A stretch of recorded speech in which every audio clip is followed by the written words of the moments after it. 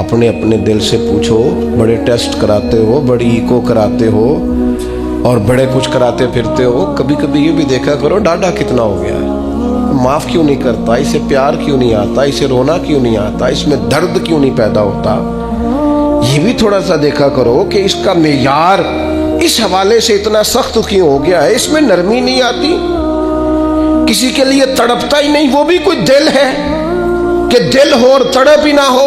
अपनी तबीयत पर गौर करें, मिजाजन सख्त ना बने, तल्ख ना बने, किसी के बारे में भी सोचें, किसी और का भी एहसास करें, किसी और के बारे में भी गौर करें। आपका दिल किसी के लिए भी धड़कना चाहिए, अपनी जात से शुरू होके और अपनी ही जात पर चीजों को खत्म कर लेना, ये क्या दानिशमंदी है। अजीज, कहीं तो नरम होना, कहीं तो मेहरबानी करें ना।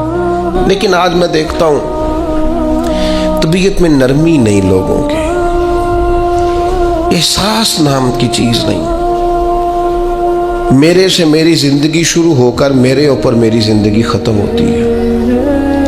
मैं समझता हूँ जिंदगी में सबसे ज्यादा खिदमात मैंने की हैं, मैं समझता हूँ जिंदगी में सबसे ज्यादा ज्यादतियाँ मेरे साथ हुई हैं, मैं समझता हूँ मैं ही सबसे ज्यादा मजलूम हूँ, मेरी ही कदर नहीं की गई। हम सब इसी से इनके हो गए, सिर्फ हम ही थे जो ठीक थे, बाकी जो मिला गलत ही मिला। याद रखें, अपने मिजाज में इस तरह का रवैया पैदा करके हमने सख्तियां पैदा कर ली हैं, एहसास नहीं। मैं आपको बताऊं दिल सख्त कैसे होते हैं। नबी पाक सल्लल्लाहु ताला अलैहि वसल्लम ने फरमाया, ज्यादा ना हंसा करो, ज्यादा हंसने से दिल मुर्दा हो जाता है। ज्यादा ना हंसा करो, उलझे हुए लोगों से गुरेजा ना हुआ कर। हालात की कब्रों के, हालात की कब्रों के ये कतबे भी पढ़ा कर, हालात की कब्रों के ये कतबे भी पढ़ा कर। हर वक्त का हंसना तुझे बर्बाद न कर दे। तन्हाई के लम्हे हो तो कभी रो भी लिया कर। ज्यादा नहीं हंसना। सारी कौम को लगा नहीं दिया शुगल मेले पे। हमारे बच्चे इकट्ठे बैठ के क्या करते हैं, सिर्फ हंसते ही तो हैं। कौन सी हिकमत की बात होती है हमारी मजालस में, कौन सी तकवे की बात होती है। सारी जिंदगी शुगल मेला बना लिया हमने। ये दिल सख्त करता है हंसना। हजरत याहया इब्ने मुआज फरमाते हैं, ज्यादा रोटी ना खाया करो, दिल सख्त हो जाएगा, तुम्हारी तलब ही सिर्फ रोटी रह जाएगी, खाना ही रह जाएगा। हजरत ईसा अलैहिस्सलाम फरमाने लगे, ज्यादा न बोला करो, अपने जुमलों को बेवुकत ना करो, अपने लफ्जों की कदर पहचानो। जो लोग ज्यादा बोलते हैं उनके दिल सख्त हो जाते हैं। आपकी बातें थोड़ी हो, माना खेज हो, हिकमत अमेज हो, थोड़े जुमले हो, जची तुली नपी शुस्ता शाइस्ता गुफ्तगू हो, वो क्या करेगी, वो दिल को नरम करेगी। लेकिन बहुत बातें करना, बहुत बातें करना, बहुत बातें करना, नतीजतन इंसान के दिल को, ये तो बदगुमानियां होती हैं ना, बदगुमानियां ये दिलों को सख्त कर देती हैं। हम जो बुरा सोचते हैं ना, लोगों के बारे में बुरी राय रखते हैं, तो आहिस्ता आहिस्ता हम जिसके बारे में बुरा सोचते हैं फिर उसे अपना दुश्मन समझने लगते हैं। हमारा दिल उसके हक में सख्त होने लगता है। हत्ता कि वो आदमी मुसीबत में, मुश्किल में आए तो माज़अल्लाह हमारे दिल को तस्कीन पहुंचती है कि देखो ना हमारा दुश्मन था, हालांकि दुश्मन मरे तो खुशी न करिए, सजना भी ते मर जाना है, सजना भी ते मर जाना है, अडीगर ते दिन आया है मुहम्मद, ओढ़क नू डुब जाना है। मेरे अजीज, ये बहुत बदगुमानियां, बहुत। एक पढ़ा लिखा नौजवान एक दिन आया और एमफिल कर रहा है बच्चा, वो अम्मा ने बातें इस तरह की बताई हैं कि वो सारा माहौल ही गड़बड़ कर दिया। वो कहने लगी, जादू करा करा के, तवीज़ करा करा के हमारी चची ने और हमारी फलां ने और हमारे फलां ने हमें आगे बढ़ने ही नहीं दिया। पढ़ा लिखा नौजवान है और वो यहीं तक उलझा हुआ है। क्या मजाक करते हैं आप। इस तरह भी होता है, इस तरह भी कौम में। और वो बेचारा, यानी चची को दुश्मन थोड़ी ना होती, चचा बाप की जगह होता है, लेकिन उसका लहजा इतना गलत था अपनी चची के हक में कि वो इस तरह के पढ़े लिखे नौजवानों को ये जुमले जेब नहीं देते। हमारा अजीब अंदाज है, हमने अपने बच्चों के ज़हन पक्के कर दिए। तुमने बड़ा आगे जाना था, तवीज़ों की वजह से पीछे रह गए। तो ये जो जितने लोग चले गए अंग्रेज़ टेक्नोलॉजी बना गए और कहाँ से कहाँ पहुँच गए, उनको तवीज़ ही नहीं मिला मेरा ख्याल है कोई कराने के लिए। وہ نکل گئے آگے اور ان کو تویز ہوتے رہے. کیا مطلب آپ قوم کو کہاں کھڑا کرنا چاہتے؟ بدگمانیاں، دل سخت ایک دوسرے کے لیے. مہربانی کریں ذرا تھوڑا سا واپس آئیں اپنی اصل زندگی میں، جو اسلام نے سکھایا ہے اس پر غور کریں. یہ جو غیبت ہوتی ہے نا، چغلی سے بھی دل سخت ہوتے ہیں. آپ کا خیال ہوتا ہے میں نے تو کچھ بھی نہیں کیا، کسی کے خلاف تھوڑی سی بات کی ہے. وہ جس کے خلاف آپ نے تھوڑی سی بات کی ہے نا، جس کے سامنے کیا اس کا دل ہو گیا سخت، اس کے دل میں اس کے بارے میں گھٹن پیدا ہو گئی ہے، وہ کبھی نرم نہیں ہوگا. کیوں غیبت کو اتنا زیادہ سخت ناپسند کیا گیا؟ فرمایا غیبت کرنے والا جنت میں نہیں جائے گا. غیبت تو زنا سے بھی زیادہ گندی چیز کا نام ہے. کیوں اتنا زیادہ ناپسند کیا دین نے؟ اس لیے کیا کہ یہ دلوں کو سخت کرتی ہے، محبتوں کی مخالف ہے، انسان کی طبیعت ایک دوسرے سے دور ہو جاتی ہے. لیکن ہمیں تو مطلب 2 4 5 بندوں کی غیبت کرے نا تو گپ شپ کا مزہ ہی نہیں آتا. تھوڑا سا واپس آئیں، اپنی روحانی زندگی کی طرف آئیں، للہیت کی طرف آئیں، خیر دیکھیں. خیر کتنی ہے اس امت. غیبت کرنے سے ہمیشہ طبیعتیں سخت ہوتی ہیں، بندہ ایک دوسرے سے دور ہوتا ہے. اور آپ کسی کے بارے میں خیر کا جملہ کہیں، جس وقت آپ جملہ کہہ رہے ہوتے ہیں اسی وقت ہی اس بندے کی محبت دل میں جگہ پکڑ رہی ہوتی ہے. اسی وقت ہی وہ جگہ پکڑتی ہے جب آپ کسی کی تعریف کرتے ہیں، عمدہ اور خیر کے لفظ بولتے ہیں. اسی طرح جو مال کی محبت ہے نا، ہرس، ہوس، لالچ، یہ بھی دل کو سخت کرتی ہے. جب لوگوں کو بندے نہ نظر آئیں، صرف پیسے نظر آئیں، پھر طبیعت سخت ہو جاتی ہے. مال ایک ایسی خطرناک چیز ہے، اگر یہ لالچ اختیار کر جائے، ہرس اور ہوس اختیار کر جائے، پتہ ہے حال کیا ہوتا ہے؟ ایک تو یہ ہے کہ عام چیزوں میں ملاوٹ، یہاں تک حالات خراب ہوتے ہیں کہ لوگ دوائیاں ملاوٹ والی بیچنی شروع کر دیتے ہیں. ان کو پتہ ہے میں زندگیوں سے کھیل رہا ہوں معاذ اللہ، لیکن وہ کتنا کچھ سخت آدمی، اس کا دل کتنا کچھ سخت ہے کہ وہ لوگوں کی صحت سے کھیل کر مال کما رہا. آخر اپنے ضمیر کی عدالت میں تو کھڑا ہوتا ہوگا نا، رات کو اسے نیند بھی تو آتی ہوگی نا. وہ کبھی اللہ اکبر کہہ کے نیت باندھ کے رب کی بارگاہ میں بھی تو کھڑا ہوتا ہوگا. کیسے جواب دے گا اللہ کے حضور؟ اپنے آپ کو کیسے مطمئن کرے گا؟ اتنا سخت ہو گیا ہے کہ لوگوں کی زندگیوں سے کھیلنے لگا ہے. مال کی محبت میں، ہرس میں، ہوس میں اتنا دل سخت ہو گیا. یہ چیز سخت کرتی ہے دل کو. اس لیے ہمارے بزرگوں نے لکھا ہے کہ کچھ نہ کچھ پیسے کبھی کبھی چھوڑ بھی دینے چاہیے. کہنا چاہیے بس بھئی آج اتنی کمائی ہو گئی کافی، بھئی ابھی تو 2 گھنٹے بچے ہیں. تو اس نے کہا یہ جو 2 گھنٹے بچے ہیں یہ قرآن پڑھوں گا اور مدینے والے محبوب پہ درود و سلام پڑھوں گا. صدقہ کیوں رکھا تھا شریعت نے؟ زکوٰۃ کیوں رکھی تھی؟ اللہ کے بندے ہیں، اللہ اپنے بندوں کی اپنے فضل سے ان کو رزق دیتا ہے، لیکن کیوں رکھا تھا صدقہ؟ کہ یہ مال نکل کے ذرا باہر جائے تاکہ یہ جگہ نہ پکڑے دل میں، تاکہ دوسروں کے حق میں طبیعت نرم ہو.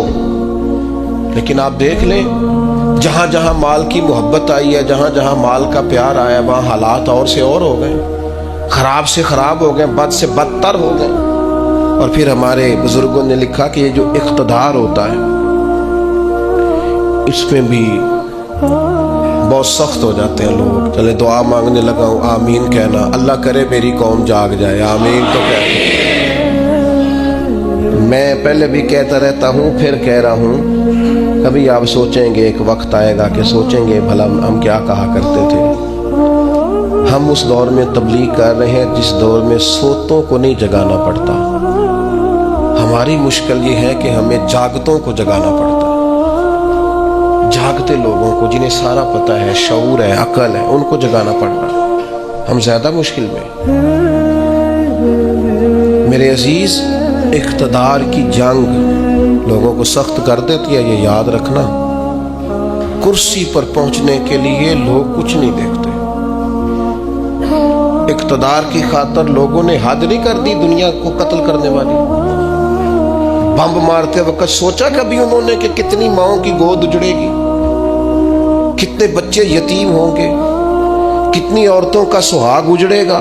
انہیں غرض نہیں تھی. وہ تہ و بالا کرتے گئے بستیوں کو، اجاڑتے گئے آبادیوں کو، خدا کرے کہ یہ قوم سمجھے، اقتدار کے لیے لوگوں نے، بیٹے نے باپ کو قید کر دیا، باپ کو کہ میری باری نہیں آنے دیتا۔ پڑھے آپ تاریخ اٹھا کے، اقتدار کی خاطر بھائی نے بھائی کو قتل کیا کہ یہ میرے راستے کی رکاوٹ بن رہا ہے۔ آپ کیا سمجھتے ہیں کہ استعمال نہیں کیا جاتا آپ کو اور ہمیں؟ لوگوں نے اپنے راستے میں آنے والے سگے خون کے رشتے کاٹ کے رکھے، اتنے سخت ہو گئے لوگ، صرف اقتدار چاہیے تھا۔ میرے رسول پاک صلی اللہ تعالی علیہ وسلم نے صحابہ سے فرمایا، کسی قوم میں جہاد کے لیے جب جانا نا تو وہاں جو سرسبز درخت ہو وہ درخت نہ کاٹنا، وہاں کے فصلیں نہ تباہ کرنا، عورتوں اور بچوں پر اور بوڑھوں پر جب تک ہتھیار نہ اٹھائیں حملہ نہ کرنا۔ کیوں کہ اسلام جو جنگ کرتا ہے وہ جنگ بھی اللہ کے دین کی حکومت قائم کرنے کے لیے کرتا ہے۔ انسانوں کے اقتدار کی جنگ نہیں ہوتی کہ فلاں کو مسلط کرنا ہے تو فلاں کو مسلط کرنا ہے۔ اقتدار کا مزاج ہی یہ ہے۔ حکومت ہی کر رہا تھا نا ہلاکو خان، ایک کرسی چاہیے تھی نا، تو دجلہ کی نہر کا اس نے یہ حال کر دیا تھا کہ لوگ جو وہاں جاتے تھے وہ کہتے تھے ہمیں لگتا تھا یہ پانی نہیں بہتا، خون بہتا ہے دریائے دجلہ، خون ہی خون، دریا اور نہر خون سے بھر گئی۔ اور انسان کی کھوپڑیاں کاٹ کے، یہ ہم نے بھی یہاں مینار بنایا ہے تو ایک ترتیب ہے کہ اتنا اونچا مینار چلا گیا، انسانوں کی کھوپڑیاں کاٹ کے اس نے کہا ان کا مینار بناؤ۔ کیوں؟ مجھے حکومت کرنی ہے، لوگوں کے دلوں میں رعب ڈلے گا، نہ سمجھ آئے تمہیں، اور ابھی بھی خبر نہ پتا چلے کہ لوگ اقتدار کے لیے کیا کرتے ہیں۔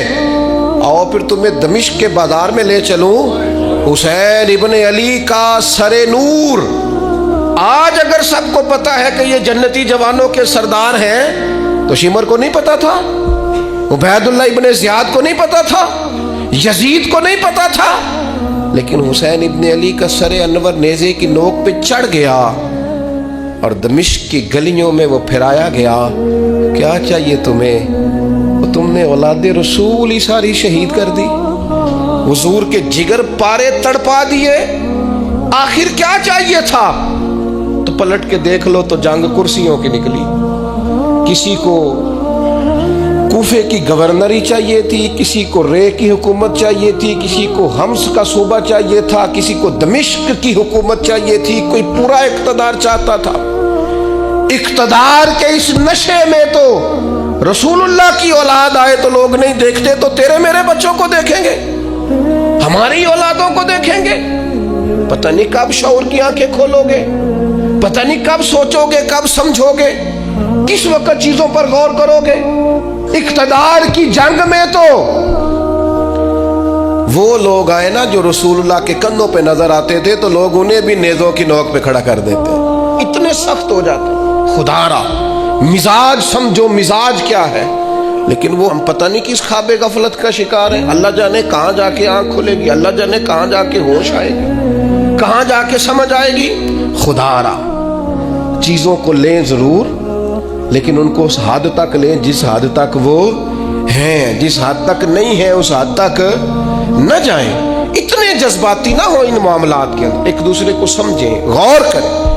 اور پھر جس بندے میں بھی تکبر ہوتا ہے وہ سخت دل ہوتا ہے، جس میں بھی ہوتا ہے۔ برادری کا تکبر ہو کہ میں چودھری صاحب ہوتا ہوں وہ بھی ڈاڈا ہے، علاقے کا تعصب ہو اس کے اندر کہ میں فلاں علاقے کا ہوں تو وہ بھی سخت ہے، علم کا تکبر آ جائے وہ بھی سخت ہے۔ اس کو یہ پتا ہو کہ میری بڑی پذیرائی ہے اور مجھے بڑی دنیا جانتی ہے اور میں بیٹھ جاؤں تو پھر بھی بڑی بات رش ہوتا ہے، اور میں چلوں تو وہاں بھی اللہ ماشاءاللہ خدا معاف کرے تکبر آتا ہے۔ کوئی بھی ایسی چیز جو دماغ پہ سوار ہو جائے وہ متکبر کرتی ہے انسان کو۔ یہ چیزیں اپنے سے جیسے جیسے دور کریں گے ویسے ویسے عاجزی نصیب ہوگی، اور جیسے جیسے عاجزی نصیب ہوگی ویسے ویسے دل نرم ہوگا، اور جیسے جیسے دل نرم ہوگا رب کی مخلوق کا پیار بھی آئے گا، رسول اللہ کے دروازے کی گدائی بھی آئے گی۔ اور ایک بات اور ہمارے بزرگوں نے لکھی ہے کہ جو مفادات کی جنگ ہوتی ہے نا، مفادات کی جنگ وہ بھی دل کو سخت کرتی ہے۔ مفادات کی جنگ. مجھے بتائیے جتنے لوگ کسی مارکیٹ میں کاروبار کر رہے ہوتے ہیں ہمارے ملک میں سارے مسلمان ہی ہوتے ہیں نا, ہمارے جاننے والے ہی ہوتے ہیں نا, تو معاذ اللہ تعالیٰ ثم معاذ اللہ ایک پر اگر قرض چڑھ جائے, ڈوب جائے, پریشان ہو جائے, تو اس کے دائیں بائیں والے جو خوش ہو رہے ہوتے ہیں کس طرح ہو رہے ہوتے ہیں؟ دل سخت ہو گیا ہے. جنگ مفادات کی. اب زیادہ گاہک میری دکان پہ آئے. مفادات کی جنگ طبیعت کو سخت کرتی. جہاں جہاں بھی انسان کا مفاد وابستہ ہوتا ہے وہاں.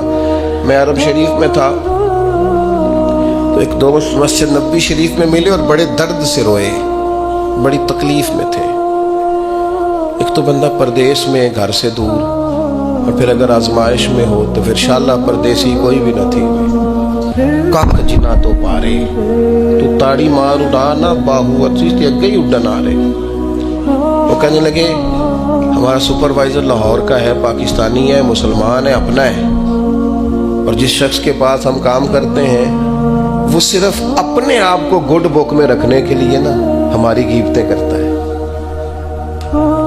وہ جب کہتا ہے نا یہ 10-15 لوگ تیرے وفادار نہیں, تو اب جو مالک ہے عربی اس کی نظر میں وہ بھلا ہو جاتا ہے. کہتا ہے کچھ بھی ایسا نہیں ہے, لیکن یعنی اس کو ضرورت بھی نہیں ہے.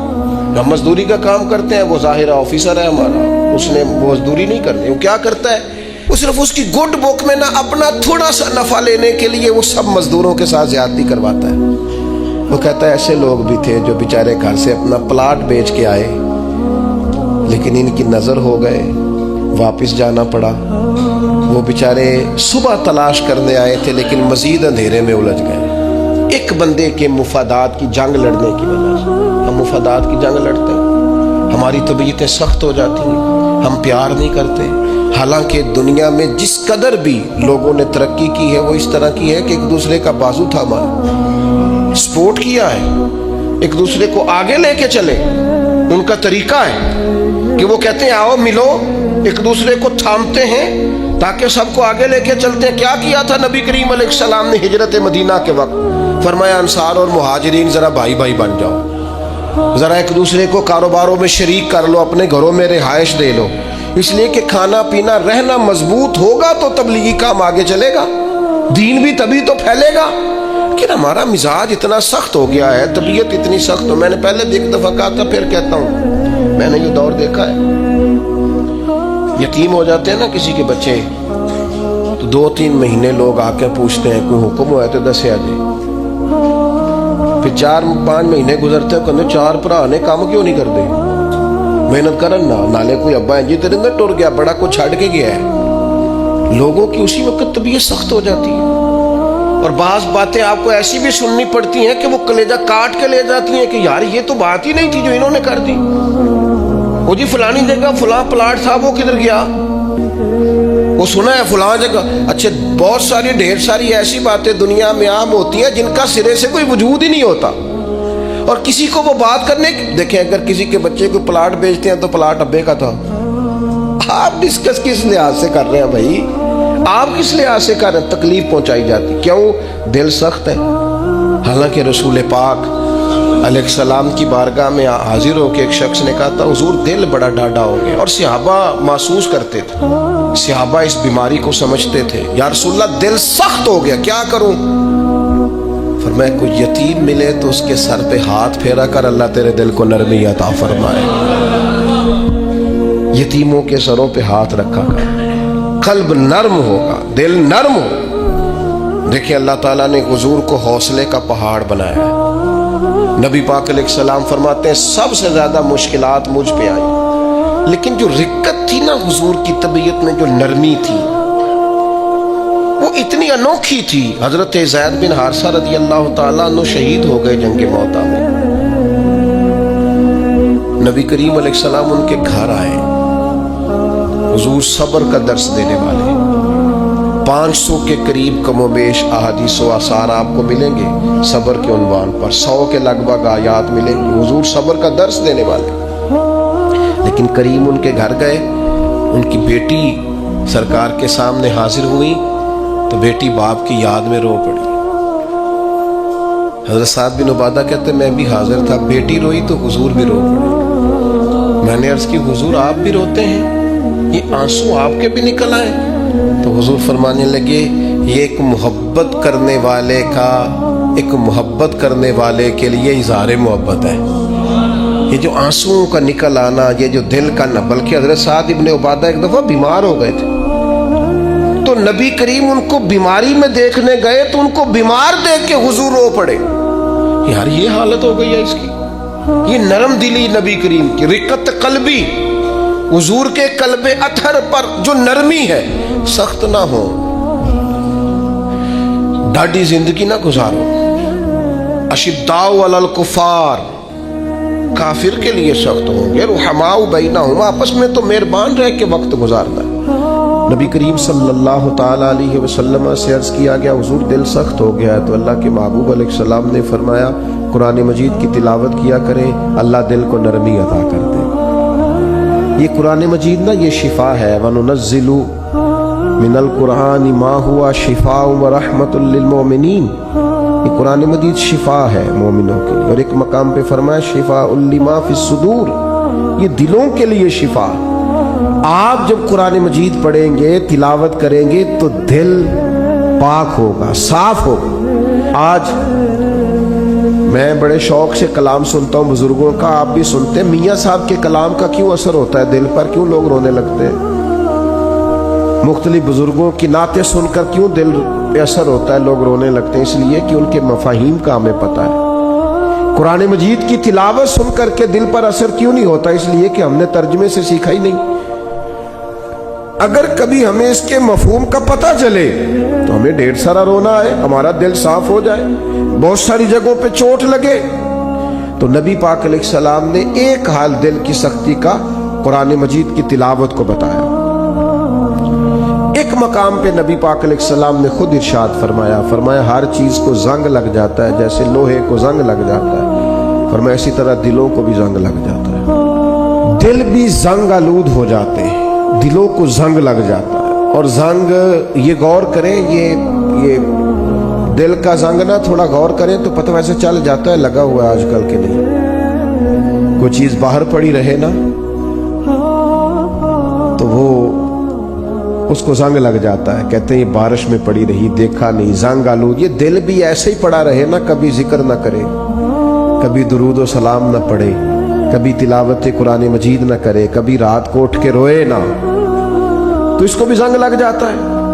تو حضور نے فرمایا ہر چیز کا زنگ اتارنے کا آلہ ہوتا ہے۔ کیا کہتے ہیں؟ ہمارے لوہے کو زنگ لگ جائے تو کس چیز سے اتارتے ہیں؟ ریگ مارتے ہیں۔ حضور نے فرمایا ہر چیز کا زنگ اتارنے کا آلہ ہوتا ہے، جب دل کو زنگ لگ جائے تو اللہ کا ذکر کرو، دلوں کا زنگ اتر جائے گا۔ اللہ کی یاد کرو، تسبیح پڑھو، اللہ کی حمد کرو، اللہ کی تکبیر بیان کرو۔ یہ جو صوفیاء ذکر کراتے تھے نا، بار بار ضربیں لگتی تھی تو اس سے دل کا زنگ ہی تو اترتا تھا۔ اور ایک بات تمام صوفیاء نے لکھی ہے، وہ کہتے ہیں صحبت صالح سے بھی زنگ اترتا ہے۔ اچھے لوگوں کے پاس بیٹھیں تو دلوں کا زنگ اترتا ہے، اور برے لوگوں کے پاس بیٹھیں تو دلوں پہ زنگ چڑھتا ہے۔ آپ برے لوگوں کی صحبت میں بیٹھیں، معاذ اللہ جو دنیا دار ہیں، جو آپ کو کہیں گے چھوڑو یار تو کس چکر میں پڑ گئے، دنیا بڑی میٹھی ہے اور یہی دنیا میں ہی سارے ذائقے ہیں، آپ ایسے لوگوں کی طرف جائیں تو آپ محسوس کریں گے دل زنگ آلود ہو گیا۔ چنگیاں دے لڑ لگی ساں میری چولی چ پھل پئے، پیڑیاں نال میں رل گئی تے میرے اگلے بھی ڈول گئے۔ تو یہ بری صحبت جو ہوتی ہے یہ نقصان دیتی ہے۔ تو یہ کچھ علاج ہے، یہ کریں، اس سے دل کا زنگ دور ہوگا۔ یہ واہ واہ سے بھی زنگ چڑھتا ہے، میرے جیسے لوگوں کی تعریفیں ہوتی ہیں نا، اور یہ بہت بڑی مصیبت ہے، اس سے بھی زنگ چڑھتا ہے۔ اس سے خوشامد، تعریف، مزاج، ہم نے دیکھا ہے۔ امام غزالی فرماتے ہیں جب کوئی علم پڑھنے کے لیے بیٹھتا ہے تو تکبر کا بوٹا لگتا ہے، اور پھر جیسے جیسے وہ علم پڑھتا جاتا ہے وہ پودا جوان ہو کے درخت بنتا جاتا ہے۔ تو یہ دولت ہو، یہ خوبصورتی ہو، یہ علم ہو، یہ کوئی عہدہ ہو، یہ بعض اوقات انسان کو فتنے میں مبتلا کرتا ہے، دل سخت ہو جاتا ہے۔ घुटन पैदा होती है। दौलत, सरवत, इख्तदार, ये चीज़ें कसावत कल्बी का सबब बनती हैं। और दिल की नरमी कैसे होगी? कुरान पढ़ा जाए, अल्लाह का जिक्र किया जाए, मौत को याद किया जाए, यतीम के सर पे हाथ फेरा जाए, अच्छों की संगत इख्तियार की जाए, तो दिल का जंग